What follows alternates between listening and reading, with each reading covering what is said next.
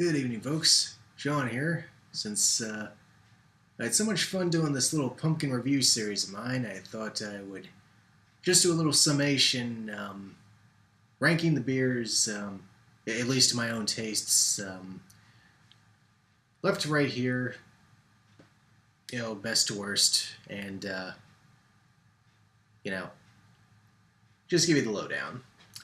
Now we'll start with what I felt were the less than stellar brands. Brooklyn Brewery, like I said in my post, they make an excellent black chocolate stout, but when it comes to the pumpkin, needs a little more flavor.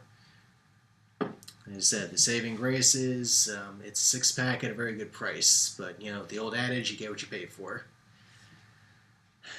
Next up, the Harpoon Pumpkin UFO, which is their unfiltered offering, as it goes. Not much better, frankly. My friend Kevin's very fond of it, but for me, it's a little too heavy on the spice, a little too light on the pumpkin. But nothing ventured, nothing gained. Let's see, the Anderson Valley Fall Hornin compliments my friends Rob and Brandy. Not too bad. Pleasant enough flavor going down, but not the most memorable flavor. So again, it's one I'm not going to rush to pick a bottle for again. But hey, not sorry I tried it either. Now, this one was interesting. The Boxcar Pumpkin Porter, which for me was a bit of a novelty, simply because pumpkin porters, you don't really see porters in pumpkin form, and it was actually surprisingly good. The flavor starts out a little light, but as the beer warms, has a rather nice flavor going down and nice finish. So this is one. Definitely would pick this up again if I saw it with a 6-pack. This one was new this season, the Fagley's Imperial Pumpkin. Again, this was a very good start. For me, it loses a few points because towards the end, the beer actually goes pretty flat. The carbonation is close to non-existent.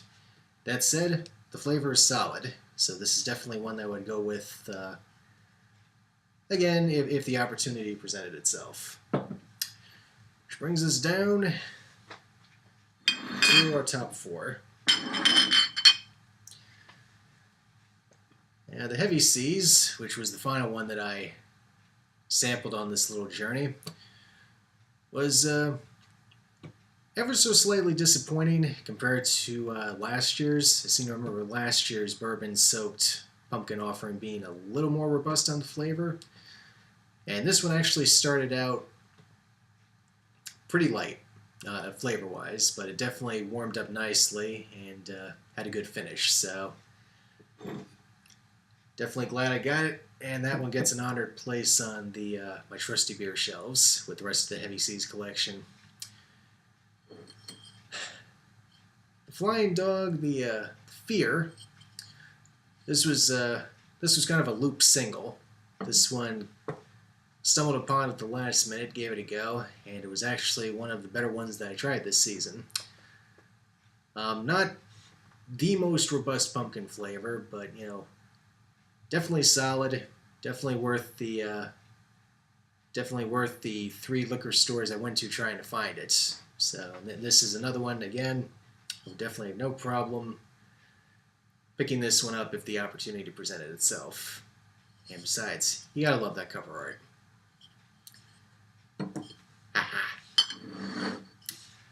Now,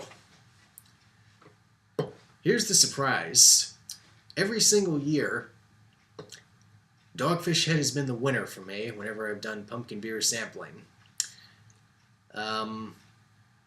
This time it has actually been bumped to number 2, and I'll get to that in a minute.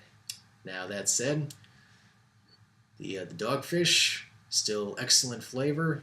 I mean, it really is like having liquid pumpkin. very, very well balanced beer. I mean, there's a reason these things sell out very quickly every August into early September. They are that good. So when you see that lovely little orange cardboard 4-pack in your liquor store, pick it up, because pretty good odds it won't be there the next time you go in. So go Dogfish. Which brings me to the big winner for the season, Weyerbacher.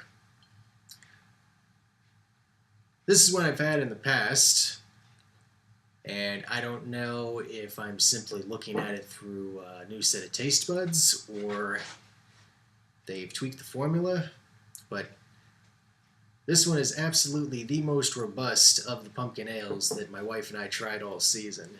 And it should also be noted, my top 3 picks here, top 4, she was in full agreement with me on the choices. So,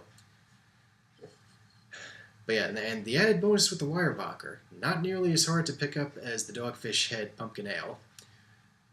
So that's just something to keep in mind when you're shopping next year.